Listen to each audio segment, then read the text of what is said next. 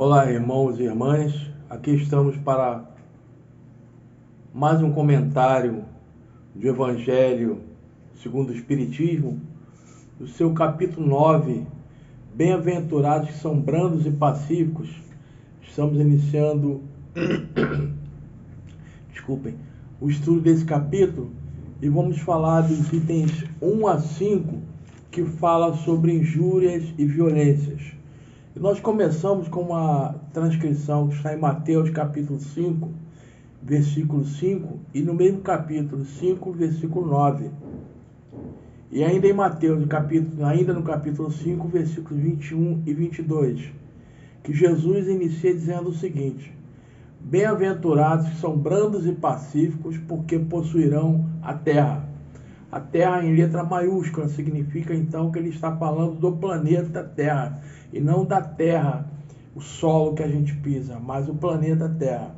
Bem-aventurados são brandos, porque possuirão a terra. Bem-aventurados pacíficos, porque serão chamados filhos de Deus. Então Jesus coloca nessas duas condições a pacificidade, né, e a brandura como elementos necessários para se adquirir o reino dos céus, ou a terra, melhor dizendo. E para ser chamado filho de Deus verdadeiramente, como Deus é o exemplo em escala máxima que nós podemos entender, né, de brandura e de passividade. E ele fala o seguinte, continuando Jesus: sabeis que foi dito aos antigos: não matareis, e quem quer que mate merecerá a condenação pelo juízo. Então Jesus repete o que está escrito na lei, né, na lei de Moisés. Sabeis que foi dito aos antigos que precederam Jesus: não matareis, e quem quer que mate merecerá a condenação pelo juízo. Eu, porém, vos digo que quem se puser em cólera contra seu irmão merecerá a condenação de juízo. Então Jesus diz o seguinte: olha, lá na lei estava escrito que aquele que mate deverá ser levado a julgamento, deverá ser apresentado ao juízo. Eu, porém, vos digo que não precisa nem matar, mas aquele que se puser em cólera contra o seu irmão, esse será condenado no juízo, não será nem levado pelo juízo, será condenado pelo juízo. Que aquele que disser a seu irmão raca, que era uma palavra ofensiva, que se pronunciava quando não se gostava de alguém, dizia essa palavra, virava o rosto e cuspia no chão, como sinal de desprezo. Então, raca merecerá a condenação pelo conselho. E aquele que lhe disser, és louco, merecerá condenado ao fogo do inferno. E Kardec começa suas ponderações dizendo: por essas máximas, Jesus faz da brandura, da moderação, da mansuetude, da afabilidade, da paciência uma lei. Condena por conseguinte a violência, a cólera e até toda a expressão descortês que alguém possa usar com os seus semelhantes. Raca, em hebreu, entre os hebreus, era um termo desdenhoso, que significava que o homem não vale nada, e se pronunciava cuspindo e virando para o lado a cabeça.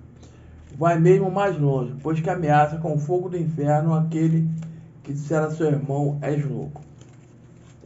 Então nós vemos Jesus, a gente já estudou no capítulo 1 do Evangelho segundo o Espiritismo, eu não vim destruir a lei, e nós estudamos que Jesus se refere à lei de Deus, que essa ele não veio destruir. Mas as leis de convivência, as leis sociais, ele as modificou em toda a sua totalidade. Ele dá mais um exemplo disso nesse trecho que nós lemos, quando ele fala: está escrito lá na lei antiga que se você matar um semelhante, você deverá ser levado a juízo. Eu, porém, vos digo, ele faz uma alteração, que aquele que pensar ou que se puser em cólera contra o irmão já merecerá a condenação. E nós estamos vivendo numa época, a nossa sociedade vive um clima de intolerância muito grande. Pensar diferente significa declarar-se inimigo do outro, quando na verdade todos nós somos pessoas diferentes, com pensamentos diferentes, com universos diferentes. Então, mais do que nunca, esse conselho de Jesus deve se fazer presente em nossas vidas, nas nossas relações de amizade, de familiares, de relações trabalhistas, ou seja, em qualquer lugar onde nós estejamos, nós devemos fazer da passividade, a qualidade de ser pacífico, uma marca do nosso caráter, né? Uma marca registrada da nossa forma de proceder. É lógico que em alguns momentos perderemos essa calma, essa temperança e descambaremos em algum momento para irritação ou talvez até para uma resposta mais áspera. Mas devemos vigiar muito esse nosso procedimento, porque aquele companheiro que hoje está com um pensamento diferente do nosso, não significa que ele esteja errado. Muitas das vezes errados somos nós. E entre ter razão e ter paz, é melhor que a gente tenha paz. Não busquemos ter sempre razão ou subjugar aquele companheiro porque sabemos ou temos um esclarecimento que julgamos ser superior àquele que possui aquela falta de visão na nossa maneira de enxergar as coisas. Muitas das vezes nós não podemos nos arvorar em donos da razão. Até se nos acharmos mesmo superiores porque conhecemos o Evangelho, nos dobra, nos triplica a responsabilidade, então, de agir diferente daquele nosso companheiro. Se nos julgamos assim tão acima da média, julgamos merecedores ou conhecedores da lei profundamente, como nós espíritas muitas das vezes nos achamos, e nós temos realmente conhecimentos que são desconhecidos, desculpem a redundância, da grande maioria da humanidade, então isso não nos coloca em superioridade moral ou qualquer tipo de superioridade sobre o nosso companheiro. Nos coloca assim na condição de termos muito mais a demonstrar no sentido da tolerância, da paciência, da compreensão do que aquele companheiro, porque não tem o conhecimento que nós julgamos ser, e realmente a doutrina espírita nos dá esse conhecimento, um conhecimento de por que estamos aqui, por que estamos em faixas diferentes, por que vibramos em situações diferentes. E mais do que isso, nós reconhecemos que temos dentro de nós aquelas mazelas que carregamos ao longo das nossas encarnações. Temos a vaidade, o orgulho, o egoísmo, a intemperança, a cólera. Quando julgamos o nosso orgulho ferido, nós achamos que não merecemos ou não podemos passar por aquela situação. Ontem mesmo eu estava num posto de gasolina, né, aguardando a vez de encostar para abastecer o carro, e de repente passou alguém, ignorou a fila e passou à frente. E nós, em algum momento, nós ficamos assim, puxa, mas que chato, né? A pessoa está vendo a fila aqui, mas avança, desrespeitando todas as outras pessoas que estão aguardando a sua vez. Mas nós falamos assim, bom, aquele companheiro, ele está naquela situação de que para ele vale a lei do mais esperto, ou talvez ele nem tenha visto a fila que era formada, ou de repente interpretou de uma forma diferente, que aquelas pessoas que estavam ali estavam para uma fila e não no lugar para onde ele avançou. Não sei, várias podem ser as situações, mas quando nós julgamos que nós fomos feridos no nosso direito, e muitas das vezes fomos mesmo, e quando nós praguejamos aquele companheiro, e quando ameaçamos ou nos colocamos em revolta com aquele companheiro, né, nós estamos nos igualando a ele, porque nós estamos querendo que ele... E ele poderia fazer aquilo com todo mundo, menos conosco, porque é o nosso orgulho gritando.